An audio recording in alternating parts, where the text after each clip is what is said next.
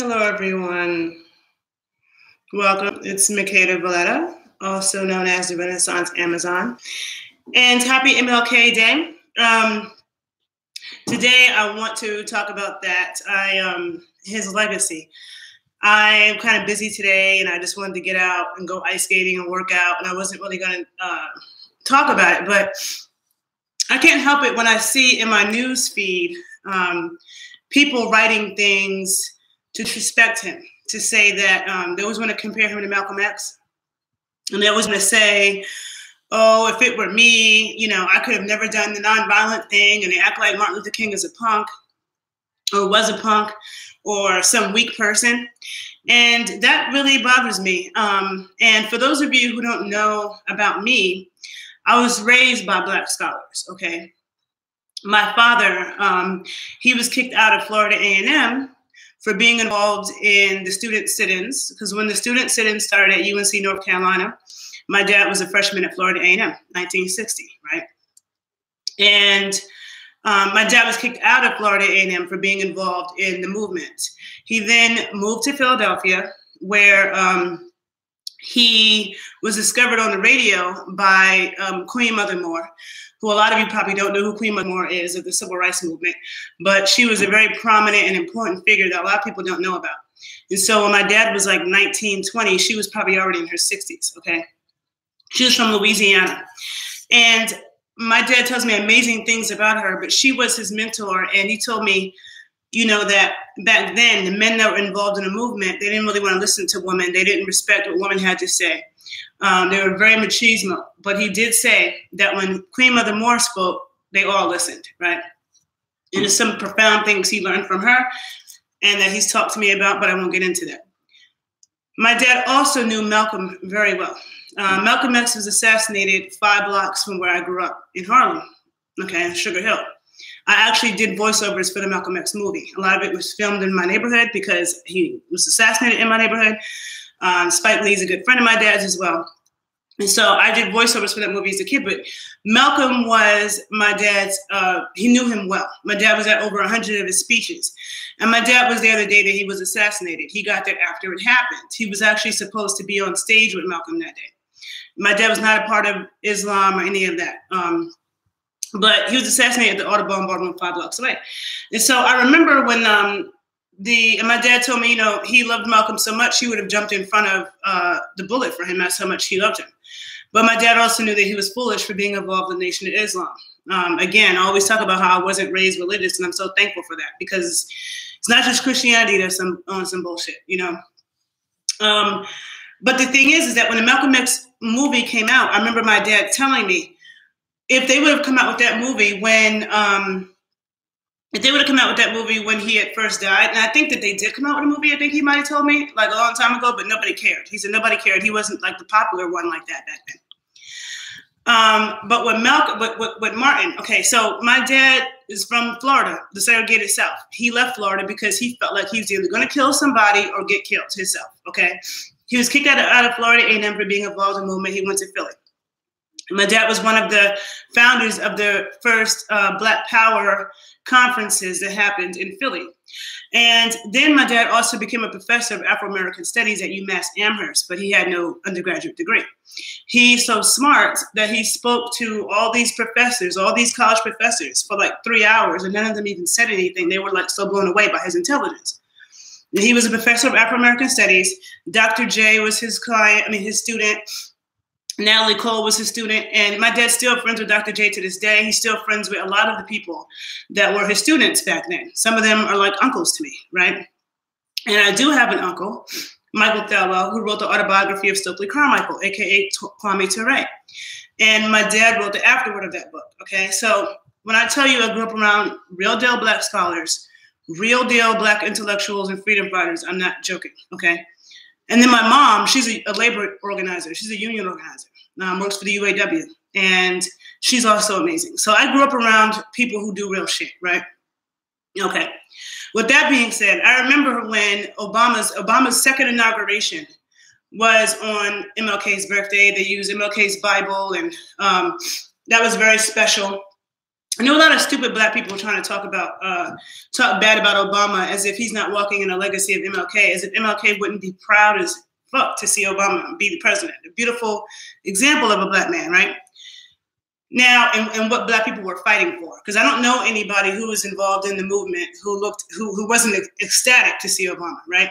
And also, my dad was a part of the organization that strategically put together the Black Panthers. The Black Panthers did not start in Oakland, despite what people think. It actually started in Lawrence County, Alabama, when they're registering people to vote, okay?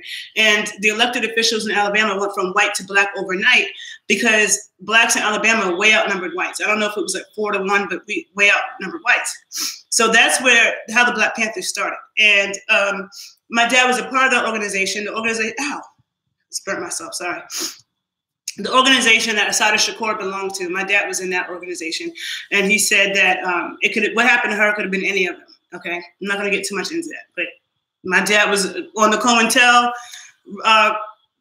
recordings. The FBI used to come to his house every other weekend. Okay, so when people want to talk about these conspiracy theories against black men, like Bill Cosby, it's a conspiracy and all that bullshit. No, okay, yes, I know about conspiracy theories.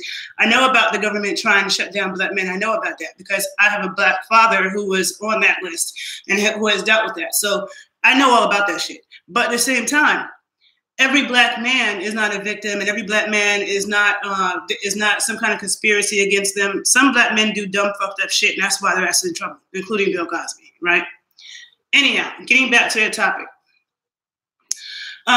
What my dad said that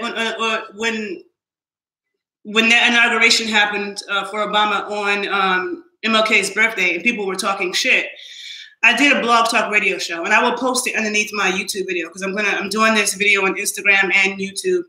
I will post a link to this conversation below my YouTube video.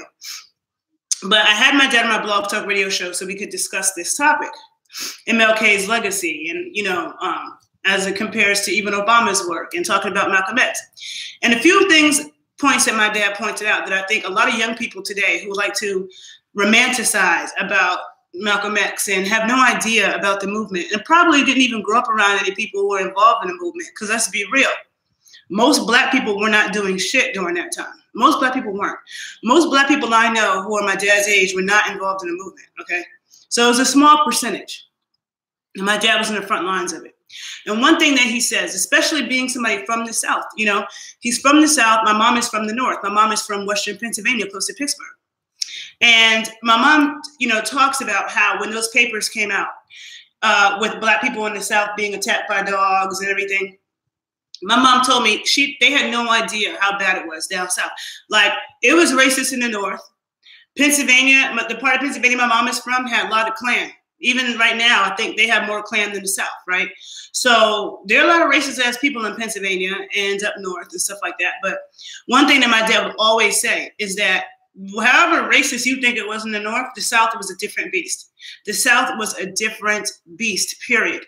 And a lot of the stuff that Malcolm X said, my dad said, Malcolm X never went down South. He used to stay up north and he used to talk all this stuff. And he would talk bad, about Martin, as if he would be armed and he would do this and he would do that. One thing that my dad pointed out was that if Malcolm had gone down South saying the things that he was saying, my dad said those crackers would have killed him. They would have killed him because this is not the norm. It's a different beast. And Malcolm X didn't know that.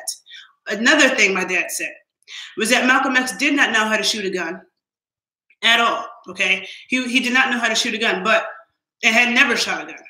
But on the flip side, Martin Luther King, despite what you all may think, he was always armed because Southerners, and my dad used to always tell me this, growing up in New York, he would say New York people, even when he was a kid, he's like, New York people thought they were so big and bad, they would come down South thinking they were so big and bad. But one thing that New York people don't know is that everyone down South has a gun and we all know how to shoot. Florida was number one on that list, okay? Black people in Florida have been armed, okay? But regardless, Martin is not from Florida, but just the South in general. And he would talk, Martin would talk about how Florida Negroes would not cooperate. They would not cooperate with the nonviolent movement because Florida Black people been armed. Florida has a different history than the rest of the South. My dad used to tell me, Florida Black people were not some yes sir, yes ma'am Black people. We don't even say yes, sir, yes, ma'am in my family. I remember my nephew said yes, sir to my dad one time, and he almost flipped. Like, don't talk that slave talk around here, okay? So black people in Florida were not some yes, sir, yes, ma'am, black people at all, okay? In my family, the thinking was educate the women so they could stay out of the white woman's kitchen. So the black women in my family were not nannies for white people. They were school teachers and they were nurses. They all had degrees. They were educated, okay? So, but my dad said, you know, Martin he just wasn't armed at the protest, okay? But he was always armed when they moved through the South. They had tons of guns on them. But at the protest, they were not. And the protests were nonviolent because it was strategic. It was strategic because they knew if the media gets footage of us fighting back, so now you have pictures of black people attacking white people, even though it's self-defense. When you have those kind of photos, you can twist it around and say anything. You can say the black people were attacking the white people. You know what I'm saying? So Martin was smart enough to know that. So when white people were attacking us, and it took a lot of courage to not fight back. But with those images, when those images got all in the paper and circulated the country and the world, that's when the world realized how fucked up shit was in the South, including my mother, who was in high school at the time in Pennsylvania and did not know it was that bad down South, okay? And my dad always says, it is that work of Martin Luther King that is what changed things. It's not what Malcolm did. Even though my dad, he said, I loved Malcolm, I respected him, but now as an older man, my dad now realizes that Martin was the true hero. And that people who stayed in the South, because my dad left the South, he didn't go back down South for like another 25 years. But then since I've been grown, he started going back down South, specifically to his hometown of St. Augustine, Florida, which is the oldest town in America, to do research and ask people who stayed there, why did you stay? Because a lot of black people who wanted better got the fuck up out the South and went north. And hence the stereotype, which is wrong, that sometimes I can hold myself, but I totally know it's wrong, when northern people think southern people are slow or something. Because really, a lot of the people in the South who wanted better did leave, but that's not 100% the case. And my dad did say to me that he realized the true heroes were the people who stayed in the South. Martin stayed in the South. It was way harder to do what he did down South than the speeches that Malcolm gave up north, because the South was not the same beast.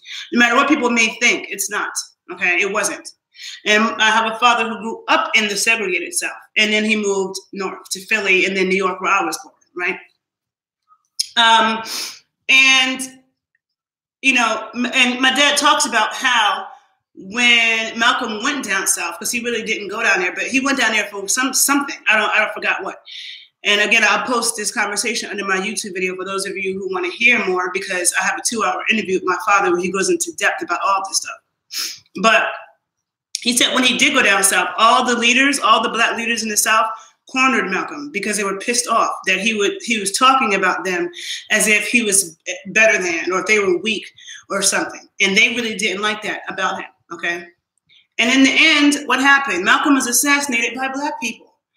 By the fucking Nation of Islam, the people that's supposed to be his brothers. I don't understand how black people these days even respect the Nation of Islam. I don't. Okay. Like people are supposed to be so for Malcolm, but then you like Farrakhan. And I'm not going to get into Farrakhan because I don't need nobody coming after my life, but I just know a lot of shit, trust me. Okay. I know a lot of shit. I grew up with a lot of shit, and I'm smart and I have good critical thinking skills. If I have an ego or high self-esteem about anything, it's my intelligence and my critical thinking skills. Beauty and looks, that's all in the eye of the beholder. That's a matter of opinion, but I know what the fuck I'm talking about, and that's the truth, okay? So the other thing my dad pointed out was that Muslims in America have never raised arms, have ever brought arms or raised arms against the Klan, ever. The only people that have ever done that have been Christians, Christian preachers. There's a bunch of Christian preachers in the South. And again, I'm not religious. My dad's an atheist. I'm not an atheist. I'm spiritual, but I'm not religious. So he's not a Christian or anything like that, but he's a historian and he knows his facts, and you can look it up. There's only Christian preachers and pastors or whatever that brought arms against the Klan in the South. There's never been a Nation of Islam, never been Muslims, okay? So they don't even have that that legacy. So it really disturbs me and bothers me that on this day, every year on Martin Luther King's birthday, I see Black people talking shit. And I'm sure that these Black people come from families who didn't do shit. You come from some do-nothing families, because if you did, you would know better. You would know better. How dare you disrespect him like that? To me, when I saw Obama's first inauguration, the first one, which had more people than probably was ever in that lawn ever in D.C., it reminded me of the March on Washington, which the 30-year anniversary of the March on Washington, when I was a kid, my parents took me down there. My parents, we went down to D.C. because I have parents who are smart and raised me with some sense, you know what I'm saying? So, and they're organizers. And we took a bus down to D.C. and I remember being on that lawn, the 30th anniversary of the March on Washington. My dad told me that when the March on Washington happened, he was not a Martin Luther King follower. He said he respected him. But my dad, being from Florida, was not with the nonviolent shit, okay? Because Florida Black people were ready to shoot you. My dad had friends who got in a shootout with the Klan around the corner from his house, okay? My dad told me that in Florida, especially where he was from, you know, that if a white person called them a nigger, they fought them, period. There was no being afraid and all that. No, not like the rest of the South. Not like the rest of the South. And that's why, and some people might get mad at me, but the few minutes I spent in Memphis and shit, I felt like I was looking at some real yes man Black people. It looked like slavery had just ended. Like they just seemed like some docile, shucking and driving type Black people. Now, I could be wrong about my assessment, but that's the energy I picked up in Memphis, you know? And that's the energy a lot of times I pick up in the Middle South, you know? Florida wasn't like that, okay? We were not sucking up to Black people. I mean, sorry, white people, none of that shit, okay? So that's what I come from. Now, yeah, so something else I was about to say about Martin. I can't remember, but I'm just saying, respect the man, okay? Because in my dad's older years, he's 76 years old right this now, and he'll be 77 this year. My grandmother, who passed away 4 years ago, if my grandmother was still alive, she would be 97, so she passed away at 93. And grew up in the segregated South. And so there's a lot of things that I've learned from growing up around people who grew up in that and who are involved in it. And my dad says in his older years, he realizes that the only way to make progress in this country is through nonviolence, is through voting. The Black people who want to say, oh, voting doesn't matter and don't waste your time voting are dumb, because the Black Panthers started that way. The Black Panthers started registering people to vote. My dad would say, this is not Haiti.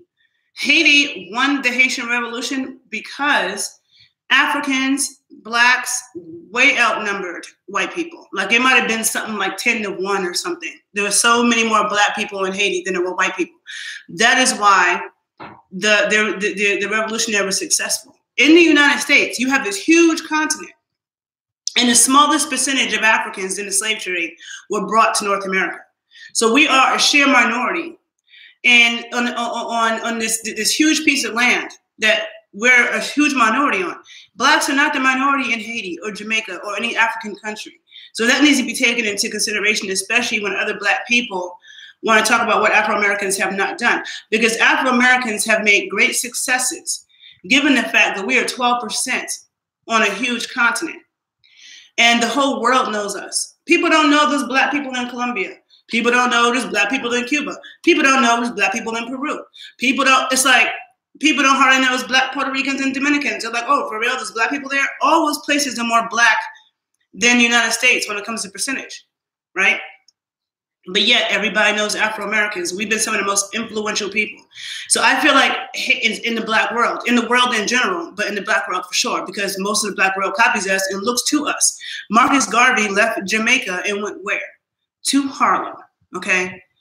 Jamaica is Black as fuck. How come he didn't stay in Jamaica? How come he didn't go to another island full of Black people? He came to Harlem for a reason. And he talks about it in his biography, about how Afro-Americans are the cream of the crop of Black people.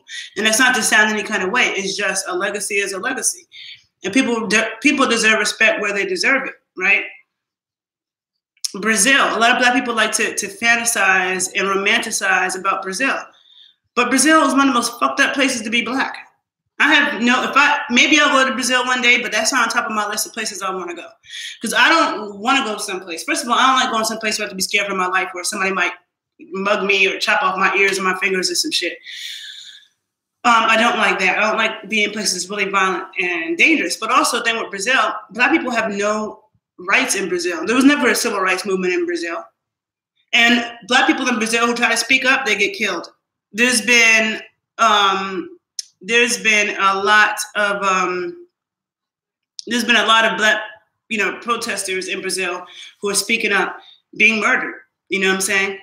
No thanks to that. But they're like 200 years behind. But you know what? Brazil's slave trade, when slavery was ending in the United States, the slave trade was just ending in Brazil. When the slave trade had ended in the US like 200 years prior. You know what I'm saying? So Brazil's way, way behind with that, But Afro-American leaders, the things that we have accomplished in this short time period after slavery is everything to be proud of.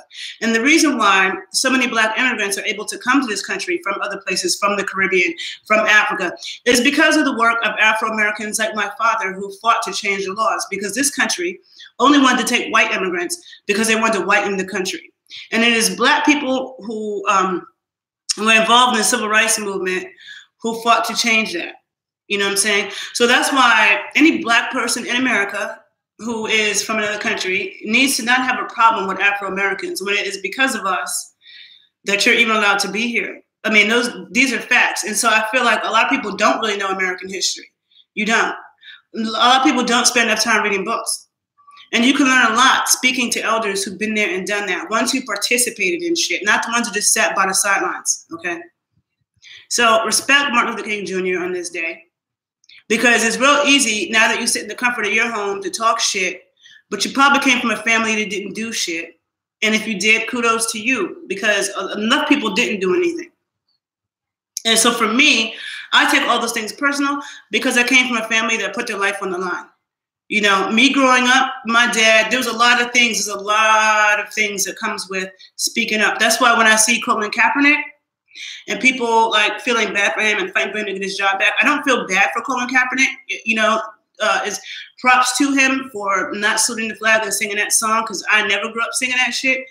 But when you stand up for what's right, you get blacklisted. That's what it is. You know what I'm saying? I don't feel sorry for him. Like, that's just the shit that happens. That's a part of it. And all these Black people on the sideline, oh, he should get his job back. He should get his job back. Instead of you guys saying that, instead of you saying he should get his job back, more Black people need to also take a stand as well. You need to be talking about, instead of saying Colin Kaepernick needs to get his job back, you need to say that all these other Black athletes who just going along with the okie doke need to stop doing that shit. Because the NFL is mostly Black. There would be no NFL without Black athletes. But most people are too stupid and not strong enough to understand the power in organizing. They're too selfish. They're too selfish about their money and what they can get to do that. And my mom, like I said, is a union organizer. So I understand strength in numbers. My mother is notorious in the field of labor organizing. People know her. She's like undefeated. She has organized successful strikes. And nobody wants to go on strike. But I know what that is. But if clerical workers at Barnard College and people who work at the Museum of Modern Art and TAs at NYU, if they can go on strike for what's right and they have a lot less than some NFL players, then the NFL players can do the same shit, but they're too selfish. So instead of saying the NFL needs to give Colin Kaepernick his job back, because they don't have to, the NFL doesn't have a union. And the thing that people don't understand, well, I don't think the NFL has a union. I don't pay attention to sports like that. But the thing is that when you don't have a union, you have nothing. And this country is becoming very anti-union. The South is extremely anti-union. One reason why I don't want to live down South. New York and Chicago are very union cities, even though there's a lot of racism within certain types of unions. But that's not the whole entire case, whole entire situation. But the NFL, if these athletes, these Black athletes say we ain't playing till you stop making us sing that racist motherfucking song, because the national anthem is offensive to all people of color. No person of color should be singing that. I didn't grow up singing that shit. I was an assistant track coach and I didn't get up and sing that and salute that. And I grew up around people like that. One of my best friends growing up, she was half Jewish. and half Afro-American. And looking at her, you couldn't tell she was half black. But in 2003, when the war started, it was my senior year of college, our senior year of college, she was captain of her basketball team, and she turned her back on the flag and wouldn't salute the flag and none of that shit, because none of my friends grew up like that. And it became national news. And to now, even with the Colin Kaepernick thing coming out, they have gone back and grabbed her and brought her back on television, because that was a big deal when that happened. And she was half Jewish. A lot of times it's the half white people, too, that are strong enough to take the stand. Because my friend, she didn't look, you can't look at her and tell she's half black. But there were black girls on the team who weren't supporting her, was telling her, why don't you leave the country, and threatening her. So there's a lot of black people that's stupid as fuck, okay? And they're not doing shit and they're not helping. And a lot of these football players are dummies, okay? Because they see you as a slave. They don't care about what happens to you. So you up here singing this stupid-ass national anthem, which came from a man who owned slaves, who wanted us to stay slaves. The song has a racist history, racist fucking verses in it. But they're not strong enough to stand up and say no to it. That's what people need to talk about instead of saying give Colin Kaepernick his job back, okay? It's just so crazy and sad how dumb a lot of young people are these days. And people love to sit on the internet and talk shit. Love to sit on the internet and talk shit, but that's not where change happens. You need to take it to the street. You need to learn how to organize. I have no respect for the internet intellectuals, the internet protesters, just like you got the street scholars on 125th Street in Harlem, Raheem and them, I always talk about. They don't know what they talking about. They're writing some bullshit-ass books. They're sitting there talking to other dumbass black people that don't know shit. When you guys need to pick up some scholarly text and talk to some elders who were actually there and actually did that, okay? The stupidity is running way too deep these days. So I just had to make this video because, we should all be thanking Martin Luther King Jr. What I was going to say about that inauguration, Martin Luther King said, I have a dream. And then what happened? Obama is president, and you have more people on that lawn than ever in the history of this country. And what did Obama say the entire time he was running? Yes, I can, or yes, we can, or whatever. And people always talk about how we should say positive affirmations. And Obama did that, and he became president. He's a great example, and I have no patience for people that want to talk shit about Obama. But that's a whole other thing. Love Obama, love Martin Luther King. Smarten up, read some books, do some research, and beneath my YouTube video, I will put the link to my BlogTalk Radio conversation with my dad, where you can find out in-depth information about what I'm speaking about, okay? And then my uncle wrote the book, Ready for Revolution, which is an autobiography of Stokely Carmichael. My dad wrote it afterward, and my dad says to me, he's a black scholar, ex-professor who's read everything there is to read. He always tells me that book was the best book to read if you really want to understand the movement, if you really want to understand those songs, okay?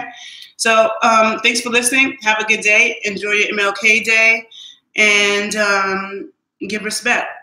Bye. Have a good day.